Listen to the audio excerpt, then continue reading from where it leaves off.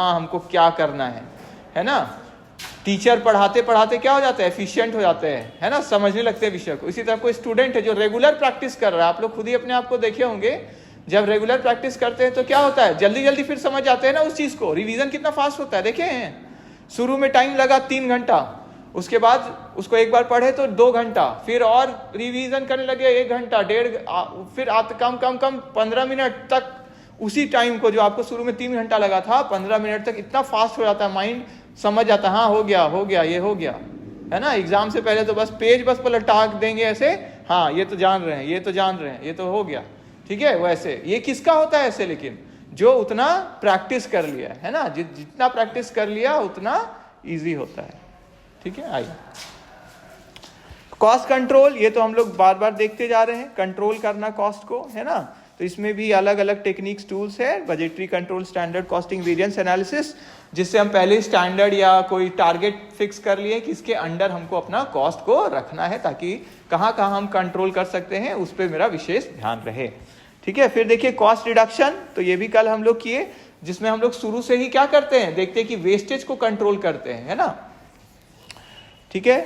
तो इम्प्रूव करना प्रोसेस को, बेटर टेक्नोलॉजी को अडॉप्ट करना, प्रॉफिट मैक्सिमाइजेशन, ठीक है, ताकि मेरा प्रॉफिट मार्जिन बढ़े, इस तरह से हम अपना कॉस्ट को मैनेज कर सके। कम्पिटिटिव एडवांटेज, लोअर और वेल मैनेज कॉस्ट हेल्प करते हैं फर्म्स को ऑफर कम्पिटिटिव प्राइसेस और सर्वाइव करने में। तो अगर हम अच्छे से मैनेज कर रहे हैं, कम कॉस्ट पे है, तो हम अच्छे से सर्वाइव करेंगे मार्केट में। एफिशिएंट रिसोर्स यूटिलाइजेशन, ठीक है, कॉस्ट मैनेजमेंट इंश्योर करता है कि हम लोग जैसे अभी बात कर रहे थे एफिशिएंसी का, है ना, कि अच्छे से रिसोर्सेज को, लेबर है, मशीन है, कैपिटल है, टाइम है, एफर्ट है, मटेरियल है, ठीक है, जो चीज भी है मेरे अंदर उसको हम अच्छे से अगर मैनेज कर लेते हैं तो मेरा जो भी रिसोर्सेस है उसको अच्छे से मैनेज कर लेंगे तो हम ऑटोमेटिकली क्या होंगे, बेटर पोजीशन में रहेंगे, ठीक है। सपोर्ट फॉर डिसीजन मेकिंग, तो हम लोग को हेल्प करता है डिसीजन लेने में, ठीक है, जैसे प्राइसिंग का, प्रोडक्ट मिक्स, कौन सा प्रोडक्ट हम ज़्यादा बनाएं, अगर हम 2 या 3 प्रोडक्ट या उससे ज़्यादा बनाते हैं तो कौन सा बनाने में हमको ज़्यादा फायदा है।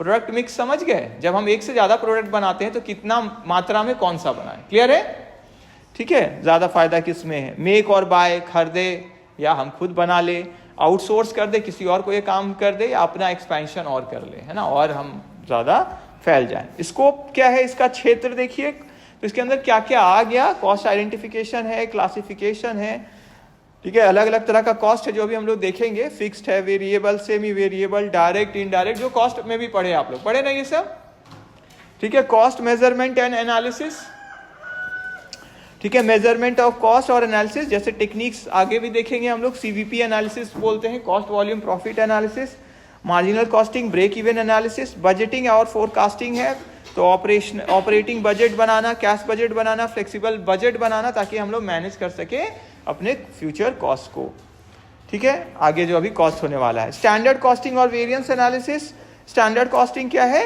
हम लोग अभी जैसे पढ़ेंगे, इसमें फिक्स किया जाता है कि ये हमारा, हम लोग, ये टेक्निकल वाला एक चीज़ है, थोड़ा इसमें अलग, बजट से थोड़ा अलग होता है, ये देखेंगे इसको, ठीक है। तो स्टैंडर्ड कॉस्ट फिक्स करते हैं और वेरिएंस देखते हैं कितना अंतर आ रहा है, जितना मेरा एक्चुअल आ रहा है और स्टैंडर्ड में, और क्या रीजन है उसको हटाने का कोशिश करते हैं, मटेरियल, लेबर, ओवरहेड और सेल्स वाला, ताकि हम अपना जो कार्य क्षमता है उसको और बेटर कर सके।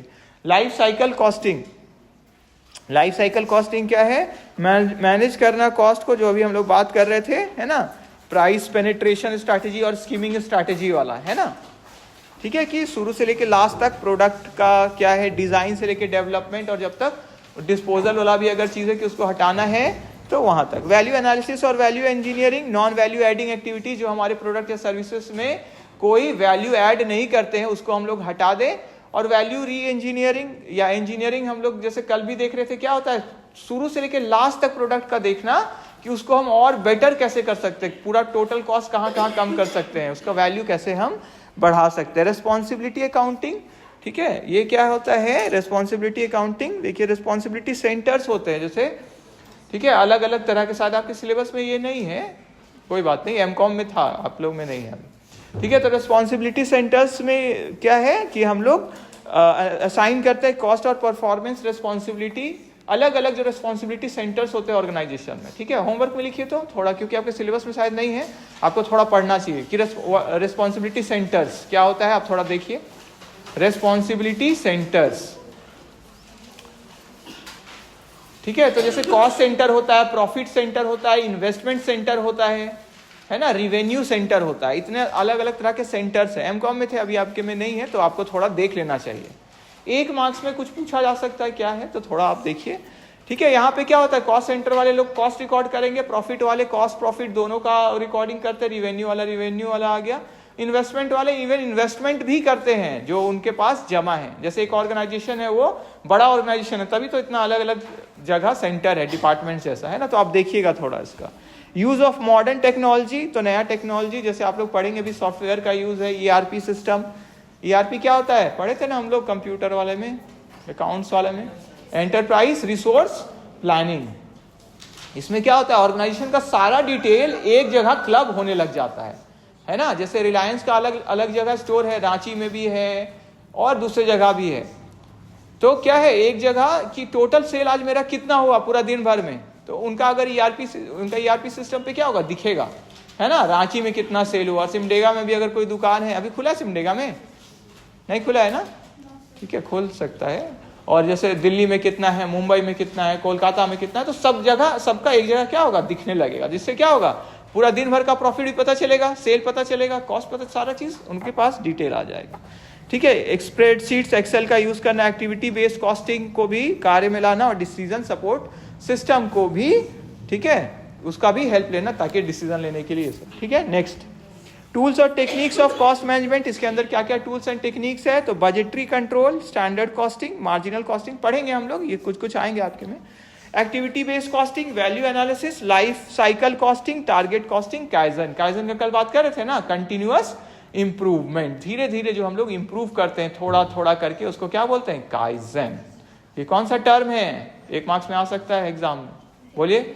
हाँ, वेरी गुड, जापानीज, ठीक है, जापान का है, ठीक है। इंपॉर्टेंस ऑफ कॉस्ट मैनेजमेंट, क्या है इंपॉर्टेंस इसका कॉस्ट मैनेजमेंट का, तो इंप्रूव करते हैं प्रॉफिटेबिलिटी एंड एफिशिएंसी, जो अभी हम लोग बात किए। Strategic planning, enhances cost consciousness among employees, wastage और इनएफिशिएंसी को कम करते हैं, लॉन्ग टर्म सस्टेनेबिलिटी को बढ़ाते हैं, क्योंकि कंटिन्यूअस प्रोसेस है कॉस्ट मैनेजमेंट, और हमारा फाइनेंशियल हेल्थ को अच्छा करते हैं। डिफरेंस क्या है कॉस्ट अकाउंटिंग और कॉस्ट मैनेजमेंट में, सबसे पहला देखिए, पहला आप लोग लिखिएगा मीनिंग, इसमें नहीं मीनिंग लिखे हैं, एक लिख लीजिए होमवर्क में मीनिंग, कॉस्ट अकाउंटिंग और कॉस्ट मैनेजमेंट का मीनिंग तो ऊपर दिया हुआ है, कॉस्ट अकाउंटिंग का लिखिएगा बस, ठीक है। तो कॉस्ट अकाउंटिंग का मेन फोकस कहाँ होता है, रिकॉर्डिंग एंड एनालाइजिंग, रिकॉर्ड करना और एनालाइज करना। जब भी डिफरेंस देंगे मीनिंग जरूर देखिएगा, दीजिएगा, हम नहीं दिए हैं, है ना, थोड़ा मेहनत आपको करना है, ठीक है, तब ना अच्छा भी लगेगा कि हम भी कुछ किए, है ना। रिकॉर्ड करना और एनालाइज करना, जबकि कॉस्ट मैनेजमेंट का देखिए शुरू से लास्ट तक चल जा रहा है, प्लानिंग है, कंट्रोलिंग है, रिड्यूस करना है कॉस्ट को। नेचर इसका क्या, ऑपरेशनल है ना, काम करते जा रहे हैं वो, और इसका क्या है, स्ट्रैटेजिक, रणनीति भी तो बनाते जा रहे हैं ना, क्लियर है, स्ट्रैटेजिक भी है और ऑपरेशनल दोनों हो गया। Time orientation, mainly past and present जो हो गया रिकॉर्ड करना, और अभी कैसा पोजीशन है उसको देखना, और इसका प्रेजेंट भी है और फ्यूचर भी है, अभी कैसा चल रहा है और कितना बेटर कर सकते हैं हम लोग, कोई ऑर्डर आ गया तो वो ऑर्डर लेना है कि नहीं लेना है ना, ठीक है, कैसे करना है, वही जो अभी हम लोग देखे, मेक और बाय, बनाए या खरीद ले मार्केट से, क्लियर है सबको, ठीक है। तो कॉस्ट मैनेजमेंट आ गया। ऑब्जेक्टिव कॉस्ट एसर्टेनमेंट, कॉस्ट एसर्टेनमेंट क्या हुआ, कॉस्ट का पता लगाना कितना आ रहा है, और इसका क्या है, कॉस्ट ऑप्टिमाइजेशन, बेस्ट कितना हम कर सकते हैं, कॉस्ट को कितना तक ला सकते हैं, कहाँ कंट्रोल कर सकते हैं, रिड्यूस कर सकते हैं। और वैल्यू क्रिएशन, वैल्यू को भी रखना, ताकि वैल्यू वाला क्या बात हुआ, वही क्वालिटी नहीं डिग्रेड हो, एफिशिएंसी नहीं कम हो मेरा, है ना, प्रॉफिट भी रहे, ठीक है। कंक्लूजन में देखिए, कॉम्प्रिहेंसिव और स्ट्रैटेजिक अप्रोच है मैनेज करने का कॉस्ट को ऑर्गेनाइजेशन में, कॉस्ट कंट्रोल से ऊपर का लेवल वाला ये चीज है, और फोकस करता है कंटिन्यूअस इंप्रूवमेंट में, वैल्यू क्रिएशन में, लॉन्ग टर्म कॉम्पिटिटिवनेस में, है ना, लंबे समय तक हम प्रतिस्पर्धा में बने रह सके।